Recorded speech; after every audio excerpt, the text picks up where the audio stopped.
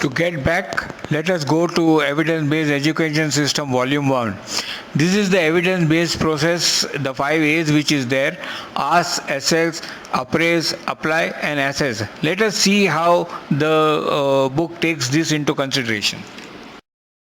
The first step is to ask the question regarding the patient.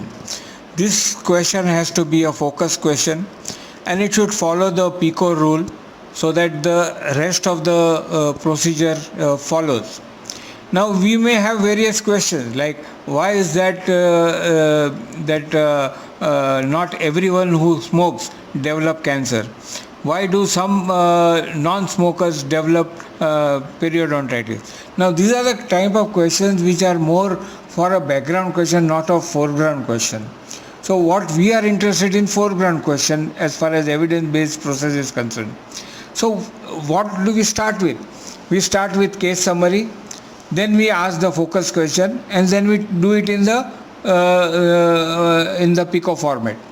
To give you an example, let's take a case summary. My son drinks 3 Coca-Colas a day on an average. I have read that it causes dental caries and diabetes. Is it true? Now the focus question in this is, in teenagers, can 3 sodas per day likely to cause increased dental caries or initiate diabetic condition? From general summary which is there, we are going into a little more focused area, and then this is to be transformed into what is called as the PICO section. PICO stands for patient, intervention, comparison and outcome. So as far as and this question is of etiology. So here the patient is are teenagers who in intervention will be frequently drink soda, compared to those who don't, that is the comparison, at risk of either diabetes or caries. This is how a questioning is done. When we are searching on databases, we may need to expand or limit our search. That is basically because what happens is that some authors write as say child, the other may write as children, some people may write as young adults, or some may write it as below or 18-year-old. Now this differences which is there needs to be incorporated in that, and that is why alternate words should be there. Otherwise sometimes good references or good articles can get lost, and that is why you have to reframe your PICO including all the terms, so that you get a comprehensive search. Second part of the 5 A's is access. Now access is the search strategy, and you should always go for peer-reviewed databases and not on a simple Google search or something like that, because those are unreliable. Best thing is to use PubMed, EBSCO, Ovid, Cochrane, Scopus and similar databases. Limiting and expansion is the main criteria when we are trying to access the articles. So expanding is important, and there are various methods by which you can do it. Limiting is also very important, because you can't read 6,000 articles at a time. So you need something which is less. Now for example, if you just write soda, then all the articles on soda will come. It is an expansion. If you write Coca-Cola, then all the articles on Coca-Cola will come. If you write caries, then all the so all these are expansion. But when you use not an X, if it is used improperly, then it causes limitation, but it is not very useful. But for example, when you write Coca-Cola and caries, you are limiting only those articles where Coca-Cola and caries both are being utilized, and only those articles come. So this is very specific. So this kind of limitation is very useful for us. So it removes all the other criteria which is there, and only focuses on what you need. Then depending on your needs, whether prevalence is there, epidemiology is there, you can add that word. If you add effects, then pathophysiology will come. And if you just write diseases, then caries and its repercussions will come into picture. This is how your expansion and limitations is done, so that you get a limited quality of 20 articles which are precise to your focus question and what is needed for your patient. Once you have expanded or reduced or limited, then you have created at least about 20 articles of choice. You go to the next step, that is appraise. These articles need to be validated on their research methodology, critically observed for their conclusions and all, and find out whether they are statistically relevant. So is the article correct for you or not? That is to be seen. For that, there are various steps like relevance, whether it is your initial question and the article, whether the questions are similar, whether it is current, it is not an old article. What is the research question of the article and what is your research question? Is the research design appropriate? Whether bias control has been done, protocol compliance has been done or not, hypothesis has been tested or not, whether the statistics are valid and correct interpretation is done, and whether the conclusions are logical in their methodology. The next question is to review the application of that particular articles which you have selected. Whether they are related to your patient, whether they can be generalized, and whether clinical significance is also there along with statistical significance, because only statistical significance is not enough. So the studying population applicability is something which you have to see. So what is the study population? Whether this study population can be generalizable to your patients, to your research which is there. Whether there is clinical applicability of those results to your patients or your clinic or your research. Whether it relates to your research, patients of your research. Whether the population of the study has a non-specific demography. If they have used a particular demographic conditions only, then it may not be applicable to your patient. Randomization, whether it is done.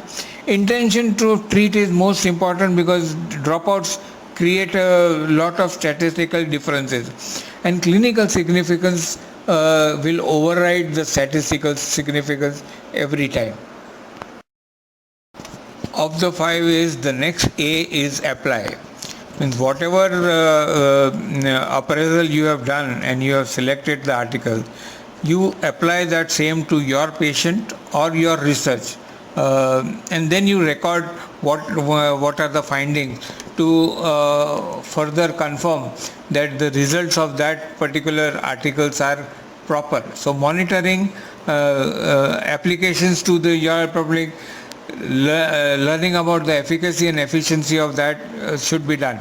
So in research you'll do a pilot study before you are applying research to all your patients.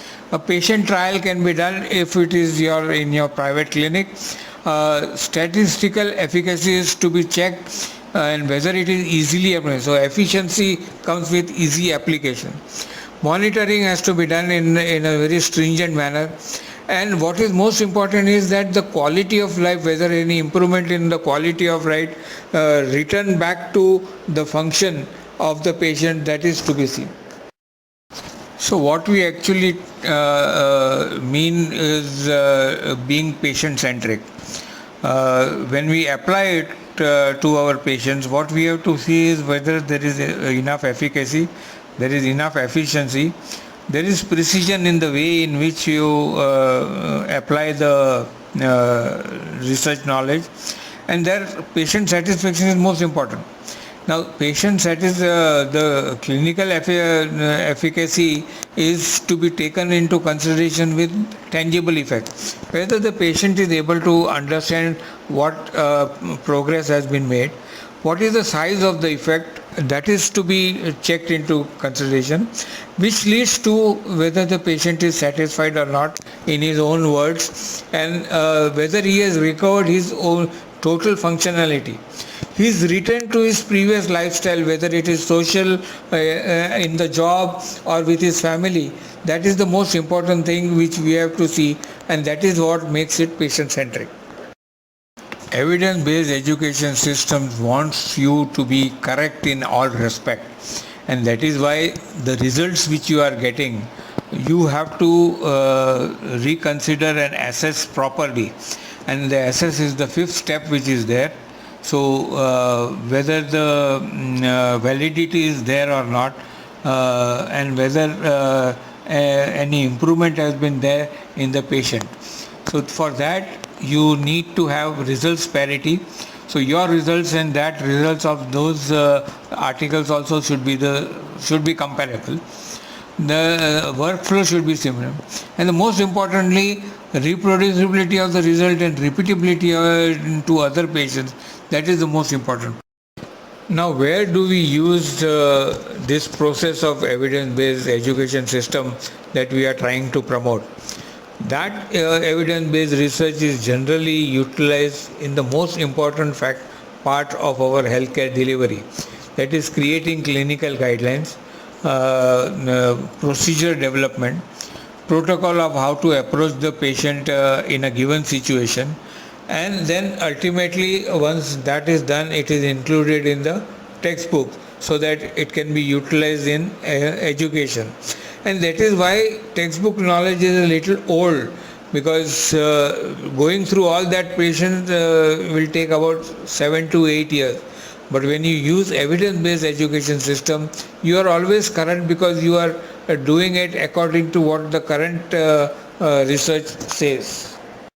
And that is where evidence-based education system scores, because procedure of the healthcare delivery keep on getting improved with your continuous research.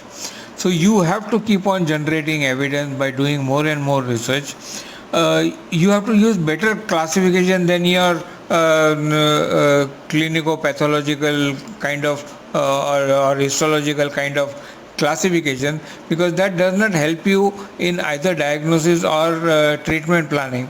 You need to create objectivity so that whatever classification you do gives you straight away what kind of treatment procedures are we looking at.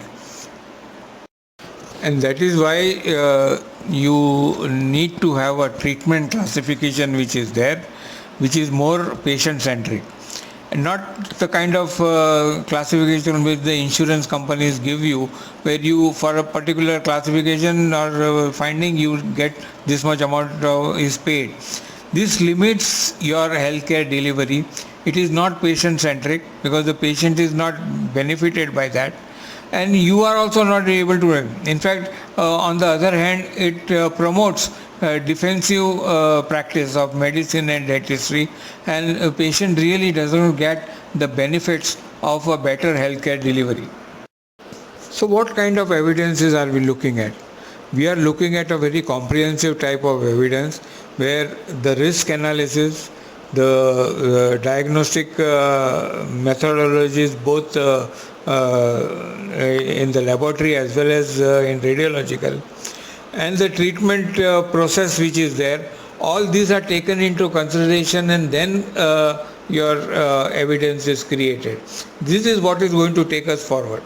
Obviously, it has been directed to the lacunae which we have. Today, many times when you go to for evidence-based process, the evidence may not be available. So it is our duty to see that that lacunae has been filled. We create better protocols, and we have an dynamic evidence-based education system. Continuous evidence generation is basically ingrained into evidence-based education process, and that is how we have a loop system where evidence creates protocol, and the protocol ultimately seeks more evidence to upgrade itself. So that continuous upgradation will improve the healthcare throughout, rather than make it static as it is today. And then we come back to the original where we started, to ask frequent question, focus questions, and PICO.